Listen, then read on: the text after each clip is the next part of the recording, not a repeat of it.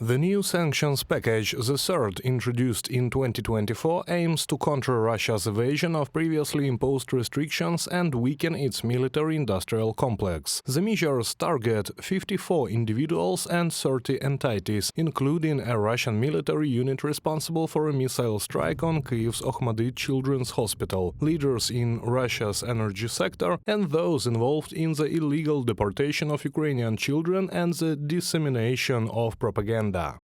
This package of sanctions is part of our response to weaken Russia's war machine, and those who are enabling this war, also including Chinese companies. It shows the unity of EU member states in our continued support to Ukraine. Our immediate priority is to put Ukraine in the strongest possible position. Kaja Kallas, High Representative for Foreign Affairs and Security Policy at the Foreign Affairs Council. The 15th package introduces export restrictions on 32 companies from India, Iran, Serbia, the UAE and China for supplying Russia with dual-use goods, including drone components and microelectronics. These measures include travel bans, asset freezes and prohibitions on providing economic resources.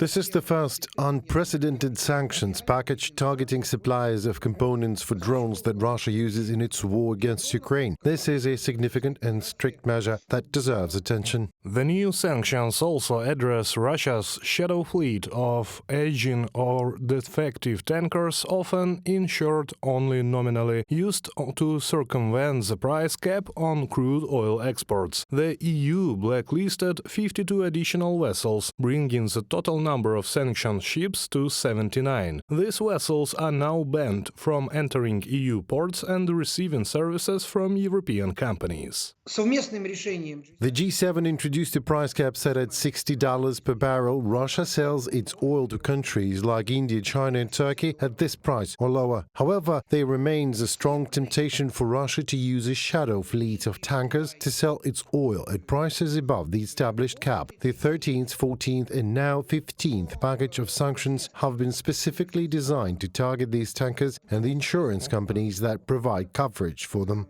Ukrainian Minister of Foreign Affairs Andriy Sybiha welcomes the adoption of the 15th package, emphasizing the need to maintain economic pressure on Russia. We must continue to strengthen sectoral sanctions against Russia's metallurgy, energy and other critical industries. The lower oil prices and Russia's energy revenue, the closer we are to a just peace. Events in Syria have shown that Russia is not as strong as it seems. Its striking failure there demonstrates that the Kremlin can be defeated and forced to retreat. We can and must compel it to peace. Andriy Sybiha, Minister of Foreign Affairs of Ukraine at the meeting of EU foreign ministers. Work on the 16th package of anti-Russian sanctions is already underway, likely to coincide with the third anniversary of Russia's full-scale invasion of Ukraine. Sweden is actively gathering information on the shadow fleet, as noted by Swedish Minister for Foreign Affairs Maria Malmer Stenergaard, who expressed concerns over the environmental risks these vessels pose to the Baltic Sea. We are in the Baltics, for instance, extremely worried about what could be the potential consequences of these ships in our area. So we constantly have to keep on working on the sanctions, and we are already delivering information for the 16th package in order to sanction more vessels. The newly appointed Lithuanian Minister of Foreign Affairs, Kęstutis Budrys, also called for further sanctions, urging restrictions on Russian liquefied natural gas. While shipments to EU ports are prohibited, its purchase is not yet fully banned. Reported by Serhiy Kulas, Valeria Nekapelova, UATV News.